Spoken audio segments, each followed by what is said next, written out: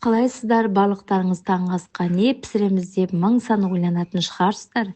Ендеше өте дәмді, тойымды болып шығатын шакшука пісірейік.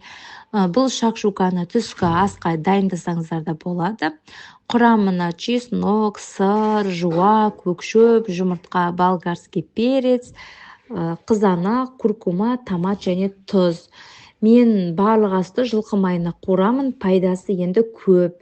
Тоңламайды, дәмі тәтті болып шығады. Қызып тұрған майға жуамызды қыздартып қуырып, болгарский перец, қызанақ, томат, куркума салып, тағы қуырып, су құйып бұқтырамыз.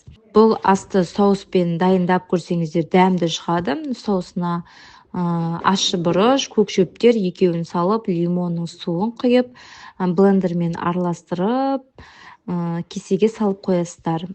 Егер де ұнамаса, жасамай қойыңыздар. Ұнаса, дайын болған шакшуканың үстіне салып, жесеңіздер өте дәмді шығады. Дайын болған сковородкамызға жұмыртқа мен ірімшігімізді салып, әдемілеп, тағы 5 минут пісіреміз. Шакшука дайын. Бетіне соусты салып, жесеңіздер дәмі ерекше болады. Бірақ өз еркілеріңіз, ұнағандарыңызша жасап көрсеңіздер болады. Ас болсын, менің парақшамда дәмді, пайдалы тағамдар бар. Тіркеліп, лайк басуды ұмытпаңыздар.